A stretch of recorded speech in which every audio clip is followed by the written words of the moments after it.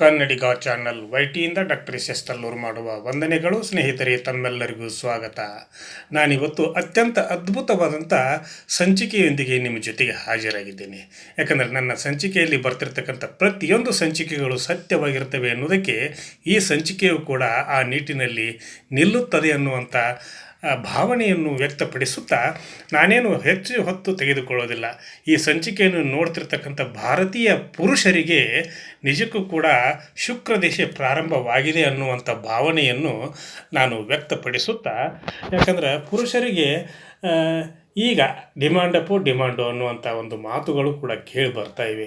ಆ ಮಾತುಗಳು ಯಾಕೆ ಈಗ ಕೇಳಿ ಬರ್ತಾ ಇವೆ ಅನ್ನೋದಕ್ಕೂ ಕೂಡ ಉದಾಹರಣೆ ಸಹಿತವಾಗಿ ನಾನು ಈ ಸಂಚಿಕೆಯ ಮುಖಾಂತರ ನಿಮ್ಮೆಲ್ಲರಿಗೂ ಕೂಡ ತಿಳಿಸಲಿಕ್ಕೆ ಬಯಸಿದ್ದೇನೆ. ಯಾಕಂದ್ರೆ ನಮ್ಮ ದೇಶ ಆಚಾರ ವಿಚಾರ ಸಂಪ್ರದಾಯ ಹಾಗೂ ದೇವರ ಬಗ್ಗೆ ನಂಬಿಕೆ ಹಾಗೂ ಎಲ್ಲ ವಿಷಯಗಳಲ್ಲಿಯೂ ಕೂಡ ನಾವು ತಾಳ್ಮೆಯಿಂದ ತೆಗೆದುಕೊಳ್ಳುವ ನಿರ್ಧಾರಗಳು ಕೂಡ ಹೆಚ್ಚು ಪ್ರಾಮುಖ್ಯತೆಯನ್ನು ಪಡೆದಿರುತ್ತವೆ. ಆ ನಿಟ್ಟಿನಲ್ಲಿ ನಮ್ಮ ದೇಶ ನಿಜಕ್ಕೂ ಕೂಡ ಒಂದು ಸ್ವರ್ಗ ಭೂಮಿ ಅನ್ನುವಂಥ ಭಾವನೆಯನ್ನು ನಾವೆಲ್ಲರೂ ಕೂಡ ಒಪ್ಪಲೇಬೇಕು. ಈ ನಿಟ್ಟಿನಲ್ಲಿ ನಾವು ವಿಚಾರ ಮಾಡಿದಾಗ ಭಾರತೀಯರ ಒಂದು ಬದುಕುವ ನೀತಿ ಹಾಗೂ ಅವರು ಅನುಸರಿಸುವ ಪದ್ಧತಿಗಳು ಹಾಗೂ ಆಚರಿಸುವ ಹಬ್ಬ ಹರಿದಿನಗಳನ್ನು ಕೂಡ ಈ ಸಂದರ್ಭದಲ್ಲಿ ನಾವು ಉಲ್ಲೇಖ ಮಾಡಿದಾಗ ವಿಶ್ವದಲ್ಲಿ ಭಾರತ ಒಂದು ಎತ್ತರದ ಸ್ಥಾನದಲ್ಲಿ ಮೌಂಟ್ ಎವರೆಸ್ಟ್ ಶಿಖರದಷ್ಟು ಎತ್ತರಕ್ಕೆ ನಿಲ್ಲುವಂಥ ಒಂದು ಸ್ಥಾನವನ್ನು ಪಡೆದಿರುವುದು ಕೂಡ ಹೆಮ್ಮೆಯ ಸಂಗತಿ ಹಾಗೂ ಅದನ್ನು ನಾವು ಹೆಮ್ಮೆಯಿಂದ ಅದು ಗರ್ವದಿಂದ ಹೇಳಿಕೊಳ್ಳಬಹುದು. ಹೀಗಿರಬೇಕಾದ್ರೆ ಇಲ್ಲಿಯ ಪುರುಷರಿಗೆ ಯಾಕೆ ಬೇರೆಯವರು ಇಷ್ಟಪಡ್ತಾರೆ ಅನ್ನೋದನ್ನು ಕೂಡ ಈ ಸಂದರ್ಭದಲ್ಲಿ ನಾನು ಉಲ್ಲೇಖ ಮಾಡುವಕ್ಕಿಂತ ಪೂರ್ವದಲ್ಲಿ ನಾನು ಬೇರೆ ದೇಶಕ್ಕೆ ನಿಮ್ಮನ್ನು ಕರೆದೊಯ್ಯಲು ಬಯಸುತ್ತೇನೆ. ಯಾಕಂದರೆ ರಷ್ಯಾ ದೇಶದಲ್ಲಿ ನಿಜಕ್ಕೂ ಕೂಡ ಕೌಟುಂಬಿಕ ಪದ್ಧತಿ ಅನ್ನೋದೇನೇ ಇಲ್ಲ. ಅಲ್ಲಿ ಹೆಚ್ಚು ಕಡಿಮೆ 1 ವರ್ಷನೋ ಅಥವಾ 2 ವರ್ಷನೋ ಅಷ್ಟೇ ಅವರು ಕೌಟುಂಬಿಕ ಜೀವನದಲ್ಲಿ ತಮ್ಮನ್ನು ತಾವು ತೊಡಗಿಸಿಕೊಂಡು ಮತ್ತೆ ಅವರು ಬೇರೆ ದಾರಿ ಅವರು ಡೈವರ್ಸ್ ಮುಖಾಂತರನೋ ಅಥವಾ ಬೇರೆ ಯಾವುದೋ ಒಂದು ವಿಚಾರವಾಗಿ ಬೇರೆ ಆಗುವಂಥ ಸತಿಪತಿಗಳಿಬ್ಬರೂ ಕೂಡ ಬೇರೆ ಆಗುವಂಥ ಪದ್ಧತಿಯು ಈಗಲೂ ಕೂಡ ಆ ದೇಶದಲ್ಲಿ ಇದೆ. ಹಾಗೆ ಆಗಲಿಕ್ಕೆ ಕಾರಣ ಏನು, ಅದಕ್ಕೆ ಅವರು ಯಾವ ರೀತಿ ವರ್ತನೆ ಮಾಡ್ತಾರೆ ಅನ್ನೋದಕ್ಕೂ ಕೂಡ ನಾವು ಪ್ರಶ್ನೆಯನ್ನು ಹಾಕಿಕೊಂಡಾಗ ಅಲ್ಲಿಯೂ ಕೂಡ ವಿಚಿತ್ರವಾದಂಥ ಪದ್ಧತಿಗಳು ಇವೆ. ಆಮೇಲೆ ಅಲ್ಲಿಯ ಮದುವೆಗಳು ಎಷ್ಟೊಂದು ಸಿಂಪಲ್ಲಾಗಿ ನಡೀತಾವಂತಂದರೆ ಅದನ್ನು ನಾವು ಊಹಿಸ್ಲಿಕ್ಕೂ ಕೂಡ ಅಸಾಧ್ಯವಾಗಿರ್ತಕ್ಕಂಥ ಸಂಗತಿ. ಯಾಕಂದ್ರೆ ಈ ಒಂದು ಜೋಡಿ ಮದುವೆ ಮಾಡಿಕೊಳ್ಳಿಕ್ಕೆ ಅವರು ಯಾವುದಾದ್ರೂ ಒಂದು ಪಾರ್ಕನ್ನು ಅವಲಂಬನೆ ಮಾಡ್ಕೊಳ್ತಾರೆ. ಯಾಕಂದರೆ ನಮ್ಮ ದೇಶದಲ್ಲಿ ಒಂದು ಮದುವೆ ಆಗಬೇಕಾತಂದರೆ ಕನಿಷ್ಠ 1000 ಮಂದಿಯನ್ನು ಕೂಡಿಸಿ ನಾವು ಮದುವೆಯನ್ನು ಮಾಡ್ಕೊಳ್ತೀವಿ. ಅದೇ ರೀತಿಯಾಗಿ ಭೂರಿ ಭೋಜನವನ್ನು ಹಾಗೂ ಸಂಪ್ರದಾಯವಾಗಿ ಉಡುಗೊರೆಗಳನ್ನು ಕೂಡ ನೀಡುವ ಪದ್ಧತಿ ನಮ್ಮಲ್ಲಿ ಇದೆ. ಹಾಗಿರಬೇಕಾದ್ರೆ ಮದುವೆಯನ್ನು ಮಾಡಿಕೊಂಡಂಥ ಮನೆತನಗಳು ಎಷ್ಟೋ ಭಾರತದಲ್ಲಿ ಈಗ ಅವು ಬಡತನದಲ್ಲಿ ತೊಳಲಾಡ್ತಾ ಇರೋದನ್ನು ಕೂಡ ನಾವು ಕಣ್ಣಾರೆ ನೋಡಿದ್ದೇವೆ ಮತ್ತು ಕೇಳಿದ್ದೇವೆ. ಹೀಗಿರಬೇಕಾದ್ರೆ ನಮಗೆ ಮದುವೆ ಅಂತಂದರೆ ಒಂದು ಸಂಭ್ರಮ.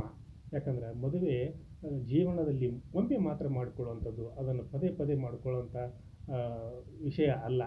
ಹೀಗಿರ್ಬೇಕಾದ್ರೆ ಒಮ್ಮೆ ಮದುವೆ ಮಾಡಿಕೊಂಡ್ರೆ ಜೀವನ ಪರ್ಯಂತ ಸತಿಪತಿಗಳಿಬ್ಬರೂ ಕೂಡ ಇಷ್ಟ ಇಲ್ಲದೇನೆ ಇರೋದು, ಏನೇ ಇರಲಿ ಹೊಂದಿಕೊಂಡು ಬಾಳೋದು ಇಲ್ಲಿಯ ಸಂಪ್ರದಾಯ. ಅದು ಕೂಡ ನಮ್ಮ ಭಾರತದ ಒಂದು ವೈಶಿಷ್ಟ್ಯ ಹಾಗೂ ಉತ್ಕೃಷ್ಟ ಸಂಪ್ರದಾಯ ಅನ್ನುವಂಥ ಭಾವನೆಯನ್ನು ನಾವು ವ್ಯಕ್ತಪಡಿಸಲಿಕ್ಕೆ ಹೆಮ್ಮೆ ಪಡ್ತೀವಿ. ಯಾಕಂದರೆ ಕೌಟುಂಬಿಕ ಕಲಹಗಳು ಬೇರೆ ದೇಶಗಳಲ್ಲಿ ಇರ್ತಕ್ಕಂಥ ವಿಷಯವಾಗಿ ನಮ್ಮ ದೇಶದಲ್ಲಿ ಅಷ್ಟೊಂದು ಇಲ್ಲ. ಅಲ್ಲೊಂದು ಇಲ್ಲೊಂದನ್ನು ನಾವು ನೋಡ್ತೀವಿ. ಅದು ಕೂಡ ಹಿರಿಯರ ಸಮಕ್ಷಮದಲ್ಲಿಯೋ ಅಥವಾ ಕೋರ್ಟ್ಗಳ ಮುಖಾಂತರವೋ ಅದನ್ನು ಸರಿಪಡಿಸಿಕೊಂಡು ಜೀವನವನ್ನು ನಡೆಸಿರುವಂಥ ಸಾಕಷ್ಟು ಸಾವಿರಾರು ಲಕ್ಷಾಂತರ ಜೋಡಿಗಳನ್ನು ಕೂಡ ಈಗ ನಾವು ನೋಡಿದ್ದೇವೆ. ಹಾಗಿರಬೇಕಾದ್ರೆ ಭಾರತದಲ್ಲಿ ಒಂದು ವಿಶಿಷ್ಟವಾದಂಥ ಪರಂಪರೆ ಇದೆ. ಯಾಕಂದರೆ ಅದು ಗುರು ಹಿರಿಯರ ಪರಂಪರೆ, ತಂದೆ ತಾಯಿಗಳ ಪರಂಪರೆ, ಅತ್ತೆ ಮಾವಂದಿರ ಪರಂಪರೆ ಹಾಗೂ ಹಿರಿಯರ ಪರಂಪರೆ ಅನ್ನೋದೊಂದು ಪದ್ಧತಿ ಇದೆ.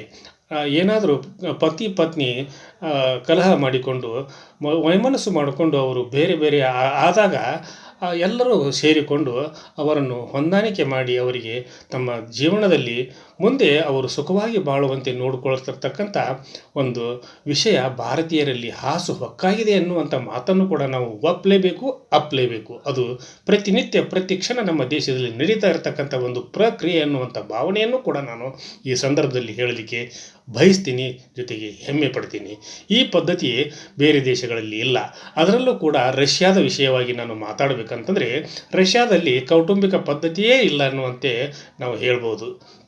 ಯಾಕಂದರೆ ಅಲ್ಲಿ ಮದುವೆಗಳಿಗೆ ಅಷ್ಟೊಂದು ಪ್ರಾಶಸ್ತ್ಯ ಇಲ್ಲ, ಮದುವೆಗಳಿಗೆ ಹೆಚ್ಚು ಜನರು ಸೇರೋದಿಲ್ಲ, ಅಲ್ಲಿ ಹೆಚ್ಚು ಆಡಂಬರದ ಹಾಗೂ ಖರ್ಚು ಮಾಡುವಂಥ ಪದ್ಧತಿಯೂ ಕೂಡ ಇಲ್ಲ.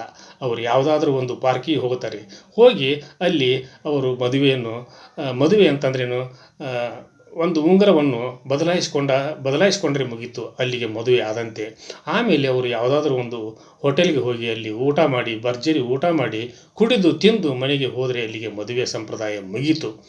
ಆಮೇಲೆ ಆ ಒಂದು ಮದುವೆಗಳು ಎಷ್ಟು ದಿನ ಬಾಳ್ತಾವೆ ಅನ್ನೋದಕ್ಕೂ ಕೂಡ ನಾನು ಈ ಸಂದರ್ಭದಲ್ಲಿ ಉದಾಹರಣೆಗಳನ್ನು ಕೂಡ ಕೊಡಬಲ್ಲೆ. ಅಲ್ಲಿಯ ಮದುವೆಗಳು ತಿಂಗಳು, 2 ತಿಂಗಳು, ವರ್ಷ, 2 ವರ್ಷಗಳು ಅಷ್ಟೇ. ಅಷ್ಟೇ ಅವಧಿಯಲ್ಲಿ ಅವರು ಮದುವೆಯನ್ನು ಮುರಿದುಕೊಂಡು ಮತ್ತೆ ಬೇರೆ ಬೇರೆ ಮದುವೆಗಳನ್ನು ಇರ್ತಕ್ಕಂಥದ್ದನ್ನು ಕೂಡ ಅಷ್ಟೇ ಸತ್ಯ. ಅದು ಸರಿಸಾಗಿ ಮಾಡುವಂಥ ಒಂದು ಪ್ರಕ್ರಿಯೆ ಅವರಿಗೆ ಕರಗತವಾಗಿದೆ ಅನ್ನುವಂಥ ಭಾವನೆಯನ್ನು ಕೂಡ ನಾನು ಹೇಳಲಿಕ್ಕೆ ಬಯಸ್ತೀನಿ. ಹೀಗಾಗಲಿಕ್ಕೆ ಕಾರಣ ಏನು ಅನ್ನುವಂಥ ವಿಷಯವನ್ನು ನಾವು ಪ್ರಶ್ನೆ ಮಾಡಿದಾಗ, ಅಲ್ಲಿಯ ಪುರುಷರು ನಿಜಕ್ಕೂ ಕೂಡ ಸೋಮಾರಿಗಳು. ಅವರು ದುಡಿಲಿಕ್ಕೆ ಇಷ್ಟಪಡೋದಿಲ್ಲ, ಹಾಗೂ ಅವರು ಕುಡಿಲಿಕ್ಕೆ ಇಷ್ಟಪಡೋದಿಲ್ಲ, ತಮ್ಮ ದೈನಂದಿನ ಖರ್ಚಿಗೆ ಎಷ್ಟು ಬೇಕೋ ಅಷ್ಟನ್ನೇ ಸಂಪಾದನೆ ಮಾಡಿ ಅದರಿಂದ ಅವರು ಕುಡಿದು ತಿಂದು ತಮ್ಮ ಜೀವನವನ್ನು ಹಾಗೂ ಸಮಯವನ್ನು ವ್ಯರ್ಥ ಮಾಡಿಕೊಳ್ತಿರ್ತಕ್ಕಂಥ ಪದ್ಧತಿ ಅಲ್ಲಿಯ ಪುರುಷರಲ್ಲಿ ಇದೆ. ಆದರೆ ಅವರು ಕುಟುಂಬವನ್ನು ನಿರ್ವಹಣೆ ಮಾಡಬೇಕು, ಪತ್ನಿಯನ್ನು ನಿರ್ವಹಣೆ ಮಾಡಬೇಕು, ಮಕ್ಕಳನ್ನು ಸಲಹಬೇಕು, ತಂದೆ ತಾಯಿಗಳನ್ನು ನಾವು ಜೋಪಾನವಾಗಿ ಇಟ್ಕೊಳ್ಬೇಕು ಅನ್ನುವಂಥ ಪದ್ಧತಿ ಆ ದೇಶದಲ್ಲಿ ಇಲ್ಲವೇ ಇಲ್ಲ ಅಂತೇಳಿ ಭಾವಿಸ್ಬೋದು. ಹೀಗಿದ್ದಾಗ ಯಾರು ತಾನೇ ಅಂಥ ಪುರುಷರನ್ನು ಇಷ್ಟಪಡ್ತಾರೆ ಹೇಳಿ? ಹೀಗಿದ್ದಾಗ ಅಲ್ಲಿಯ ಬಹುತೇಕವಾಗಿ ಮಹಿಳೆಯರು ಪುರುಷರನ್ನು ಇಷ್ಟಪಡೋದಿಲ್ಲ. ಆಮೇಲೆ ಅಲ್ಲಿ ಅವರನ್ನು ಮದುವೆ ಆಗಲಿಕ್ಕೆ ಕೂಡ ಇಷ್ಟಪಡೋದಿಲ್ಲ. ಹಾಗಾದರೆ ಅವರು ಏನು ಮಾಡ್ತಾರೆ? ಅವರ ವಿಷಯ ಏನು ಅನ್ನುವಂಥ ಪ್ರಶ್ನೆಯನ್ನು ನೀವು ನನ್ನನ್ನು ಕೇಳ್ಬೋದು. ಅವರು ಭಾರತೀಯ ಪುರುಷರನ್ನು ಇಷ್ಟಪಡ್ತಾರೆ, ಭಾರತೀಯ ಸಂಪ್ರದಾಯವನ್ನು ಇಷ್ಟಪಡ್ತಾರೆ, ಭಾರತೀಯ ಕಲ್ಚರನ್ನು ಅವರು ಹೆಮ್ಮೆ ಪಟ್ಟುಕೊಳ್ತಾರೆ ಆ ಕಲ್ಚರ್ ಬಗ್ಗೆ. ಹೀಗಾಗಿ ಅವರು ಭಾರತೀಯ ಪುರುಷರನ್ನು ಇಷ್ಟಪಡಲಿಕ್ಕೆ ಕಾರಣ ಏನಂದರೆ, ಇಲ್ಲಿ ಕುಟುಂಬ ಪದ್ಧತಿ ಇದೆ, ಕುಟುಂಬದಲ್ಲಿ ಜವಾಬ್ದಾರಿಯನ್ನು ಹೊರುವಂಥ ಪುರುಷರಿದ್ದಾರೆ. ಸತಿ ಮತ್ತು ಪತ್ನಿ, ತಂದೆ ತಾಯಿ ಹಾಗೂ ತನ್ನ ಕುಟುಂಬದ ನಿರ್ವಹಣೆಯಲ್ಲಿ ಇಲ್ಲಿಯ ಪುರುಷರು ವಹಿಸ್ತಿರ್ತಕ್ಕಂಥ ಪಾತ್ರ ನಿಜಕ್ಕೂ ಕೂಡ ಶ್ಲಾಘನೀಯ. ಹಾಗೂ ಅವರು ಜೀವನದುದ್ದಕ್ಕೂ ಕೂಡ ತನ್ನ ಕುಟುಂಬದ ಸಲುವಾಗಿ ತನ್ನ ಜೀವಿತದ ಅವಧಿಯುದ್ದಕ್ಕೂ ಕೂಡ ಅವರು ಶ್ರಮ ಪಡ್ತಾರೆ, ದುಡಿತಾರೆ, ಸಲುತ್ತಾರೆ ಅನ್ನುವಂಥ ಭಾವನೆ ರಷ್ಯಾ ಮಹಿಳೆಯರಲ್ಲಿ ಇದೆ. ಇಂಥ ಒಂದು ಪರಿಸ್ಥಿತಿಯಲ್ಲಿ ಅವರು ಭಾರತೀಯರನ್ನು, ಭಾರತೀಯ ಸಂಪ್ರದಾಯವನ್ನು ಹಾಗೂ ಇಲ್ಲಿಯ ಆಚಾರ ವಿಚಾರಗಳನ್ನು ಹಾಗೂ ಇಲ್ಲಿಯ ಮನಸ್ಥಿತಿಗಳನ್ನು ಕೂಡ ಅವರು ಪ್ರೀತಿಸ್ತಾರೆ, ಒಪ್ಪುತ್ತಾರೆ. ಹೀಗಿದ್ದಾಗ ಆ ದೇಶದಲ್ಲಿ ಎಲ್ಲ ಮಹಿಳೆಯರು ಕೂಡ ಭಾರತೀಯ ಪುರುಷರನ್ನು ಪಡ್ತಿದ್ದಾರೆ ಹಾಗೂ ಎಷ್ಟೋ ಸಾವಿರಾರು ಮದುವೆಗಳನ್ನು ಕೂಡ ಈಗಾಗಲೇ ಅವರು ಮಾಡಿಕೊಂಡಿದ್ದಾರೆ ಅನ್ನುವಂಥ ವಿಚಾರವನ್ನು ಕೂಡ ಈ ಸಂದರ್ಭದಲ್ಲಿ ನಾನು ಹೇಳಲಿಕ್ಕೆ ಬಯಸ್ತೀನಿ. ಆಮೇಲೆ ಅಲ್ಲಿ ಯಾಕೆ ಅಲ್ಲಿ ಗಂಡು ಮತ್ತು ಹೆಣ್ಣಿನ ಸರಾಸರಿ ಬೆಳವಣಿಗೆ ಅಂದ್ರೆ ಜನಸಂಖ್ಯೆಯಲ್ಲಿ ಅವರು ಯಾವ ರೀತಿ ಇದ್ದಾರೆ ಅಂತಂದರೆ, ಅಲ್ಲಿ ಮಹಿಳೆಯರೇ ಜಾಸ್ತಿ ಇದ್ದಾರೆ, ಪುರುಷರ ಸಂಖ್ಯೆ ಕಡಿಮೆ ಇದೆ. ಪುರುಷರಿಗೆ ದುಡಿಯುವಂಥ ಒಂದು ಇಚ್ಛಾಶಕ್ತಿ ಇಲ್ಲ. ಆಮೇಲೆ ಮದುವೆ ಮಾಡ್ಕೊಂಡ ಮೇಲೆ ಅವರು ತನ್ನ ಕುಟುಂಬವನ್ನು, ಹೆಂಡತಿ ಮಕ್ಕಳನ್ನು ಸಲುವಂಥ ಒಂದು ಮನಸ್ಥಿತಿಯಲ್ಲಿ ಇಲ್ಲ. ಅಲ್ಲಿ ಮಹಿಳೆಯರ ಜನಸಂಖ್ಯೆ ಜಾಸ್ತಿ ಇರೋದರಿಂದ ಅವರು ಪುರುಷರು ಏನೋ ಒಂದು ತಾತ್ಸಾರದ ಭಾವನೆಯನ್ನು ತಾಳಿ ಅವರು ತಮ್ಮ ಜೀವಿತದ ಅವಧಿಯುದ್ದಕ್ಕೂ ಕೂಡ ಏನೋ ಒಂದು ವಿಚಾರ ಮಾಡಿ ಅವರು ಆಲಸ್ಯ ಜೀವನವನ್ನು ಅವಲಂಬಿಸಿದ್ದಾರೆ ಅನ್ನುವಂಥ ವಿಚಾರವನ್ನು ಕೂಡ ನಾವು ಈ ಸಂದರ್ಭದಲ್ಲಿ ಅವಲೋಕನ ಮಾಡಿದಾಗ ಅದು ಸತ್ಯ ಅನ್ನುವಂಥ ಭಾವನೆಗೆ ಎಲ್ಲರೂ ಬಂದಿದ್ದಾರೆ. ಜೊತೆಗೆ ಅಲ್ಲಿಯ ಮಹಿಳೆಯರು ಹೀಗಾಗಿ ಅಲ್ಲಿಯ ಪದ್ಧತಿಯನ್ನು ಹಾಗೂ ಅಲ್ಲಿ ಪುರುಷರ ಒಂದು ಸೋಮಾರಿತನವನ್ನು, ಅವರು ಕುಡಿತಿರ್ತಕ್ಕಂಥ ಒಂದು ಚಟದಿಂದ ಮನೆಯ ಸಂಸಾರವನ್ನು ನಿಭಾಯಿಸಲಿಕ್ಕೆ ಅವರಿಂದ ಸಾಧ್ಯವಾಗುವುದಿಲ್ಲ ಅನ್ನುವಂಥ ಒಂದು ಉದ್ದೇಶದಿಂದ ಭಾರತೀಯ ಸಂಪ್ರದಾಯವನ್ನು, ಭಾರತೀಯ ಪುರುಷರನ್ನು, ಭಾರತೀಯ ಕಲ್ಚರನ್ನು, ಭಾರತೀಯ ಒಂದು ಆಚಾರ ವಿಚಾರಗಳನ್ನು ಅವರು ಇಷ್ಟಪಡ್ತಾ ಇದ್ದಾರೆ. ಅವರು ಹೀಗಾಗಿ ಭಾರತೀಯ ಪುರುಷರನ್ನು ಅವರು ಮದುವೆ ಮಾಡಿಕೊಳ್ಳಲಿಕ್ಕೆ ಬಯಸಿದ್ದಾರೆ ಅನ್ನುವಂಥ ಒಂದು ಈ ಸತ್ಯವಾದ ಸಂಚಿಕೆಯೊಂದಿಗೆ ಇವತ್ತಿನ ಸಂಚಿಕೆಯನ್ನು ಇಲ್ಲಿಗೆ ಮುಗಿಸುವುದಕ್ಕಿಂತ ಪೂರ್ವದಲ್ಲಿ ನೀವು ನೋಡ್ರಿ, ನಿಮಗೆ ಯಾರಾದರೂ ಸಿಕ್ಕರೆ ಜಮಾಯಿಸಿಬಿಡಿ ಅನ್ನುವಂಥ ಮಾತನ್ನು ಈ ಸಂದರ್ಭದಲ್ಲಿ ಹೇಳ್ತಾ ಇವತ್ತಿನ ಸಂಚಿಕೆಯನ್ನು ಇಲ್ಲಿಗೆ ಮುಗಿಸುವುದಕ್ಕಿಂತ ಪೂರ್ವದಲ್ಲಿ ಕನ್ನಡಿಗ ಚಾನಲ್ YT ಇದು ನಿಮ್ಮೆಲ್ಲರ ಚಾನಲ್ಲು, ಸಮಸ್ತ ಕನ್ನಡಿಗರ ಚಾನಲ್ಲು. ಕನ್ನಡಿಗ ಚಾನಲ್ YTಯಲ್ಲಿ ಬರ್ತಿರ್ತಕ್ಕಂಥ ಪ್ರತಿಯೊಂದು ಸಂಚಿಕೆಗಳು ಸತ್ಯವಾಗಿರ್ತವೆ ಅನ್ನೋದಕ್ಕೆ ಈ ಸಂಚಿಕೆಯು ಸಾಕ್ಷಿ.